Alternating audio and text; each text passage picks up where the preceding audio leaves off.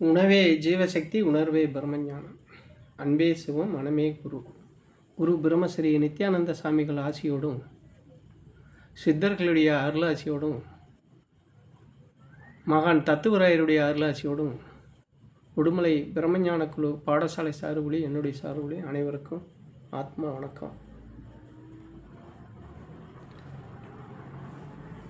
முன்வினை, கர்ம வினை, முன் செஞ்ச வினை இதெல்லாம் சொன்னால் அதில் நம்பிக்கை இருக்கிறவங்க இருக்கிறாங்க, நம்பிக்கை இல்லாதவங்க இருக்கிறாங்க. அப்போ இது நம்ம சொல்கிறது நம்பிக்கை இருக்கிறவங்களுக்கு தான் பேச முடியுமே தவிர நம்பிக்கை இல்லாதவர்களுக்கு நம்ம சொல்ல வேணுங்கிறதுல அவங்க நம்ம சொல்கிறத கேட்க வேணுங்கிறதும் இல்லை. நம்பிக்கை இருக்கிறவங்களுக்கு மட்டும்தான் முன்வினை இருக்குது அப்படிங்கிறது சொல்கிறோம். அது நம்மளும் அனுபவத்தில் அனுபவிச்சுட்டு இருக்கோம். முன்வினை ஒன்றும் இல்லை அப்படின்னு சொன்னால் வினை பயன்னு ஒன்று இல்லைன்னா பிறப்பில்லை.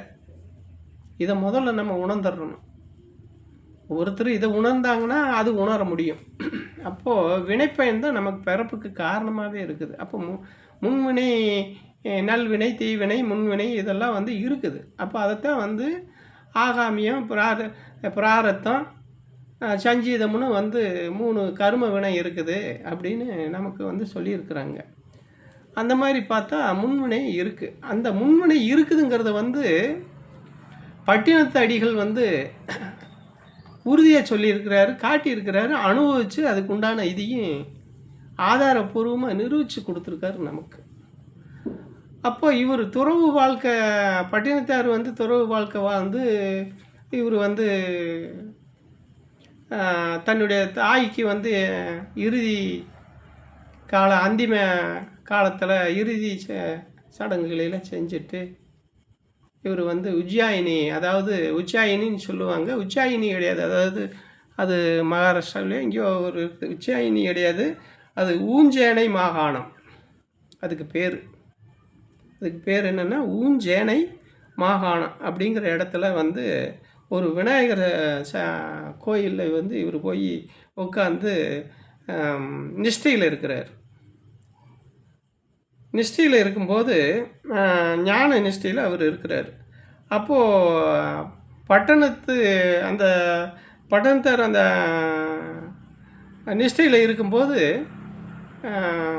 அந்த ஊர் அரண்மனையில் ஒரு திருட்டு போய் அங்கே திருடிட்டு வந்த திருடர்கள்லாம் என்ன பண்ணிட்டாங்கன்னா, இவங்க அந்த திருடத்துக்கு போகிறதுக்கு முன்னாடியே அந்த கோயிலில் ஒரு கோரிக்கை வச்சுட்டு போகிறாங்க. நாங்கள் போய் திருடி எங்கள் திருட்டு பழிச்சிருச்சுன்னா உனக்கு அதில் ஒரு பங்கை தர்றோம் அப்படின்னு இவங்க ஒரு கோரிக்கை வச்சுட்டு போகிறாங்க. அதே மாதிரி திருட்டு பழிக்குது.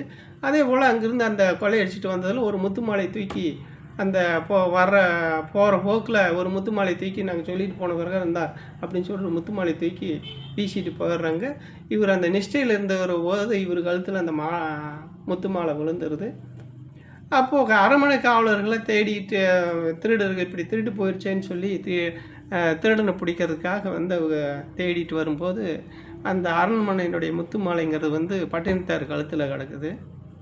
அப்போது இவங்க அதை பார்த்துட்டு என்ன பண்ணுறாங்கன்னா, முத்துமாலையை அந்த இடிக்கானு கொண்டு போய் அப்போ அரசன் பத்திரகிரியார் ஊஞ்சனை மகாணத்து அரசர்கிட்ட கொண்டுட்டு போய் அந்த பட்டினத்தாரை நிறுத்துகிறாங்க. இந்த மாதிரி திருடிட்டான்னு உடனே அவர் அரசன் கோவப்பட்டு அவரை கழுமறை ஏற்றி மரண தண்டனை கொடுக்குறாரு. அந்த மரண தண்டனை என்ன ஆகுதுன்னா, இவரை எந்த தப்புமே செய்யலையே, ஏன் இப்படி அப்படின்னு அவர் இது பண்ணிடுறாரு. சரி, மரண தண்டனை அறிவிச்சாட்டா அப்போல்லாம் மன்னர்கள் சொன்னால் அப்புறம் செஞ்சு தானே ஆகணும். அப்போ அரண்மனை காவலர்கள்லாம் அந்த இவருக்கு மரண தண்டனை நிறைவேற்றுறதுக்காக அந்த கழுமரத்துக்கு பக்கத்தில் கொண்டு போய் கழுமறை ஏற்றுறதுக்கு தயாராக நிறுத்தியிருக்காங்க.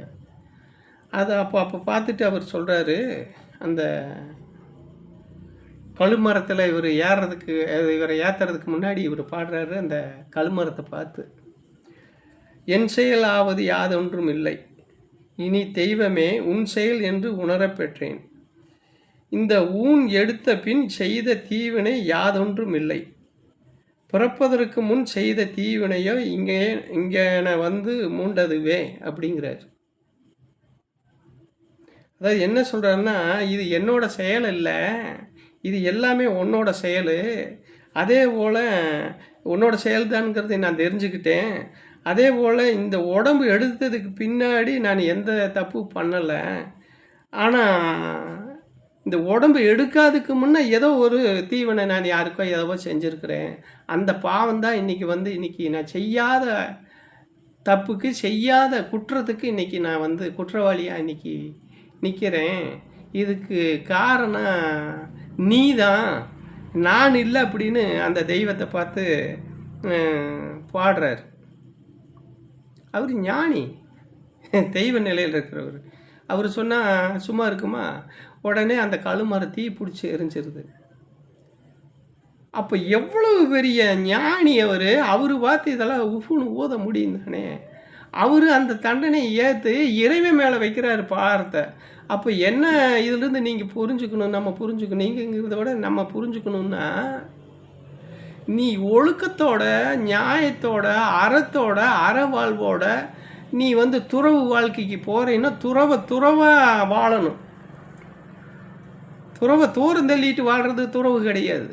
துறவாக வாழணுமே தவிர தூரத்தில் வச்சுட்டு வாழ்கிறது வாழ்க்கை கிடையாது. அது எதுக்கப்புறம் இந்த துறவு வாழ்க்கையை எடுத்துட்டு திருப்பி வந்து அதை வந்து தூரத்தில் வச்சுட்டு வாழ்கிற வாழ்க்கை அது எதுக்கு? அது ஏமாத்துற வேலை இல்லையா? அப்போ அந்த மாதிரிலாம் நீ வாழக்கூடாது. உண்மையாக வாழ்ந்தீன்னா உனக்கு செய்யாத குற்றத்துக்கு உனக்கு வந்து இப்போ தண்டனை வந்தாலுமே அந்த தண்டனையை வந்து தடுத்து ஆட்கொள்கிற இடத்துல இறைவன் இருக்கிறான். உனக்கு எந்த துன்பத்தையும் ஒருபோதும் கொடுக்க மாட்டான், அவன் துணையாக இருப்பான் அப்படிங்கிறது அவர் செய்தியாக சொல்கிறாரு இந்த இதில். அப்போ இது என்னன்னு கேட்டால், ஊழ்வினை ஒரு காரணமாக இருக்குது. அதே போல் நீ செய்கிற ஊழ்வினை உனக்கு செய்யாத குற்றத்துக்கு தண்டனை கொடுக்குது. உன்னுடைய ஒழுக்கமும் உன்னுடைய அறநெறி வாழ்வு அதை தடுக்குது. இதுதான் செய்தி.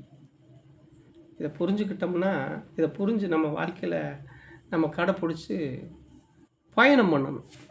ஆனால் நம்ம அப்படி இன்றைக்கி துறவுன்னு சொல்லிக்கிட்டு துறவை கொண்டு போய் தூர வச்சுட்டு துறவுன்னு சொல்லிக்கிட்டு தூர தள்ளிட்டு வாழ்ந்துக்கிட்டு இருக்கிறோமே. அதனால் வந்து அந்த மாதிரி ஞானிகளை, அந்த மாதிரி மகான்களை, அந்த மாதிரி வாழ்க்கையை வாழ்ந்து நமக்கு வந்து முன்வினைங்கிறது இருக்குது. நீ அதை அனுபவிக்காமல் நீ தப்பிக்கவே முடியாது. மகானாக இருந்தாலும் விடாது கர்மவினை. அது வந்து அதோட வேலையை காட்டு. ஆனால் அந்த மகானாக இருக்கும்போது நீ உண்மையான மகானா, உண்மையான துறவியாக வாழ்ந்த அப்படின்னா அந்த இறைவனுடைய அருள் உன்னைய காப்பாற்றி இன்னும் ஆன்ம முன்னேற்றத்துக்கு இன்னும் வந்து மேன்மை அடைகிறதுக்கு உனக்கு வழியை காட்டும் அப்படிங்கிறது தான் இதனுடைய செய்தி. அனைவருக்கும் ஆத்ம வணக்கம்.